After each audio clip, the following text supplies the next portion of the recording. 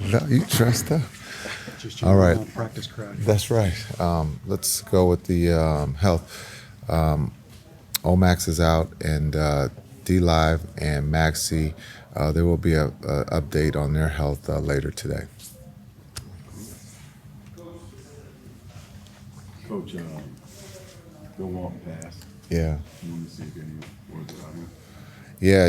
When you talk about Bill Walton, UCLA legend. He always talked about the Pac-12 or Pac-10 or Pac-8 as the League of Champions. We all know that. I think the Pac-2 is dissolved or is leaving, but it's a legend lost when you talk about basketball and what he brought to the media side. As a ex-player. To be able to be successful, not just on the court, but also on TV. And so, just understanding that his loss will be missed. The Mavs, sorry, the Wolves led for most of the series in terms of percentage. What makes you think that you guys were able to push it back and close all three games so far?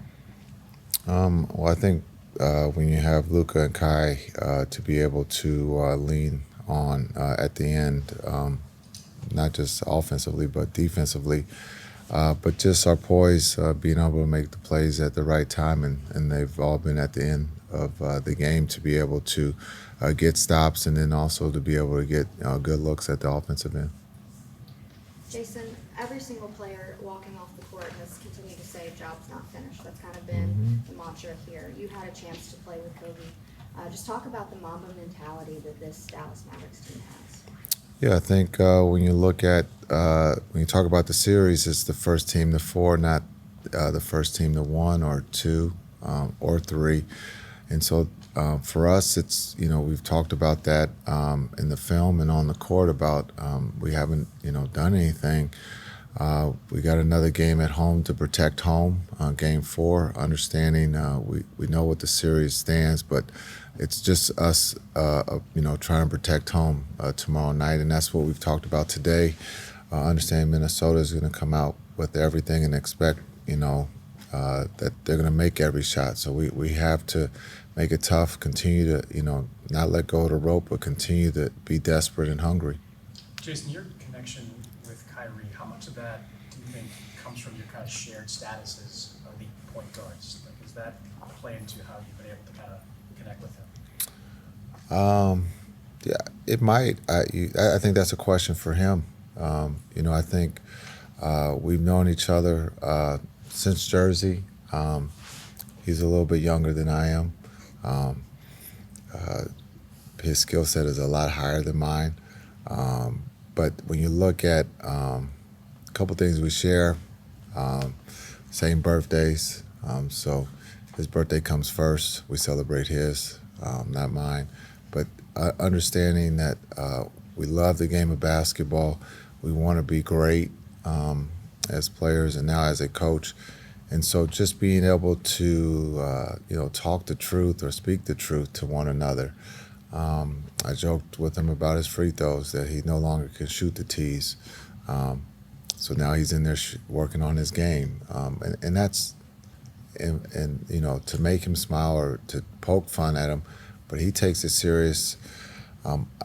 I compliment him for trusting me because I'm only here to tell him the truth and to try to help him achieve his goals. And consultant or coach, that's who I am. I'm here to help. And however that's labeled, my job is to help fulfill those guys' dreams, and that's to win, but also to achieve whatever else they, comes with being a pro. But our connection is tight. We believed that we were going to work together at some point, and it's come true. And yes, it might not have started off right, but I think just understanding time has shown that it does work, and that we're having fun. And that's the beauty of this playing this time of the year. It's supposed to be fun. I thought Luka said it best. You're supposed to be tired. I thought Kai's answer to Luka, you should be tired. You're playing hard, and this time of the year, it's mentally and physically draining. But Kai is special, and I've said this: his calming and his poise on the floor has helped everybody to keep everybody together, to understanding what the goal at that time in the game, if it's to get a stop or to make a shot. But you can see that his trust with his teammates, because he's not afraid to throw it to the corner. When everybody else would think that he should be shooting it, he trusts that PJ or DJ or Josh or Exum or Timmy is going to make that shot, and those guys have stepped up and have done that. You've been in this position as a player with a chance to close out a series to get to an NBA Finals. How have you approached this as being in this position as a head coach for the first time with an opportunity to do the same? Yeah, it's basketball. We're not going to make it any bigger than that. We have a game at home tomorrow that we got to protect, and that's how we're going to approach it. Coach, in 2022, you guys were in the same position in Western Conference Finals, but you lost. I know different staff, different players. Is there anything that you take from that loss that you're applying right now that is working? Yeah, I think we're not going to take anything for granted. We have to earn it, and so it's not going to be handed to us. So we have to go get it, and tomorrow we have an opportunity to do that. Back to Irving for a second. He has said that the first games he attended as a kid, NBA games, were Nets games. Do you recall the first time you guys actually met? What the circumstances were? Yeah, he was in high school playing in one of the Nike events, and I got to see him. He was pretty good. Just just the way he carried himself, the way he handled, not just the ball. That's a given. That's just he's gifted with that, and he's worked extremely hard at that. But just the way he carried himself and the way he thought the game and played the game. So was he high school age at that time? Yeah. And did Yeah. you actually talk to him or just watch him? No, I was too big time. Well, so when you finally did meet, You know that's not true. That's just a joke. I know that. Some people will run with that and go, Right. yeah. But when you finally did meet, did he tell you that he idolized you? And Not in that way. But he liked my game, so it was a compliment. And when was that? a long time ago. So he again, we go back to Jersey, and when we had the opportunity to get him, I thought it was a great fit for Luka and for the Mavs. And no matter what was going on off the court, I thought on the court he was a perfect fit. And it's turned out that he's not just a perfect fit on the court, but off the court too. Coach, Lucas said last night that he's learned a ton from Kyrie throughout this playoff run. I'm just curious, from your perspective, spending so much time with those guys, how have you seen Luka evolve in this postseason, and how have you seen maybe the Kyrie effect on Luka? Yeah, I think just the trust and Luka's always trusted his teammates. I think you can see with the double teams, he's going to, trust that the bigs or whoever's rolling is going to make the right play. Just the understanding of he sees Kai competing on the defensive end, he's competing on the defensive end. And so I think they push each other in a positive way on the floor on both ends. But also I think they give each other security that if one is tired, he trusts that the other one can deliver. And it's not his turn or my turn. It's like, hey, can you take this home? Or the other one goes, can you take it home? And if one says, I'm tired, the other one feels that he has to step up and do his job. And so it's a matter of being great teammates. And we've talked about this preseason of we thought that they got to know each other. And again, in Madrid and being Luka's second home, Luka got to show his second home to everybody. And I thought him and Kai hit it off extremely well. Jason, you mentioned being there for your team as a coach and even a consultant. When you think about this group of guys and who they are even outside of the game of basketball, how proud of you of this group of men? I'm proud of them. I'm ecstatic. All the positive words you can think of, and because to see these young men grow, from Hardy to Exum to D Jones, and I'm not naming the stars on purpose because we always talk about the team. Luka and Kai get a lot of the mention, but D Jones, to see his growth this season as a young man on and off the floor.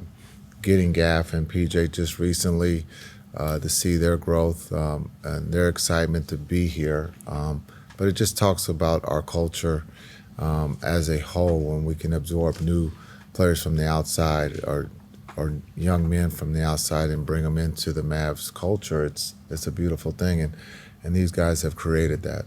And along those lines, Chris, just a little while ago, said that the Wolves are kind of dying by the poison they're picking.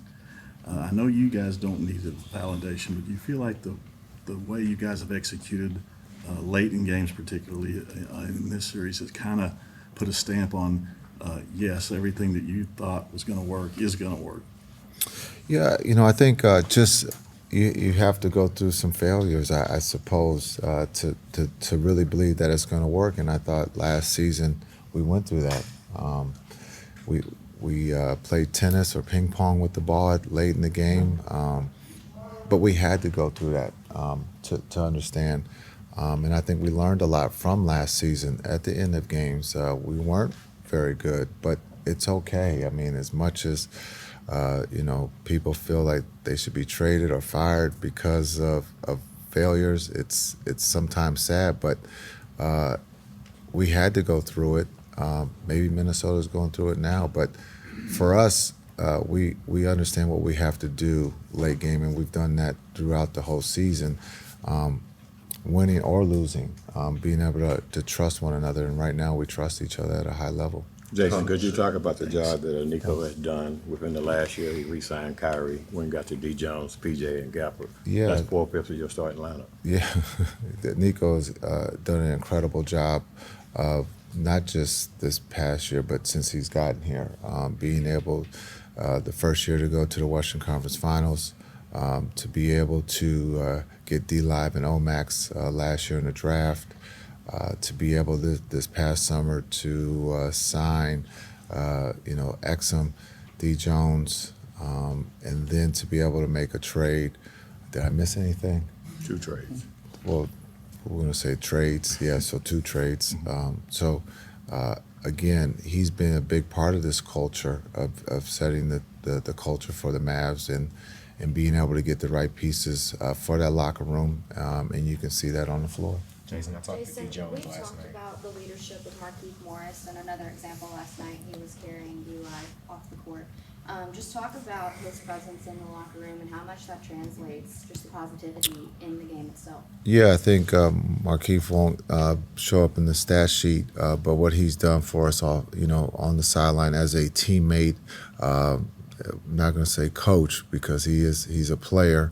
And so just understanding, being there for his team, he's a guy that's going to tell them the truth at halftime or before the game or during the game. And so, again, I mentioned in game 2, he had a big play of the challenge that we won. So he, again, a veteran. We need more of those veterans in this league to help these young men on and off the floor, and he's been great for us. He's actually been the MVP, up to for this season for us. If there was a vote, I know everybody's going to say that Kai or Lucas should get that award. Yes, but there's a lot of things that go on in a season that a lot of people don't see, and so he would be definitely a candidate for the MVP. Have you taken off your coach's hat just for a minute, Coach Jason, and just really look at where you are?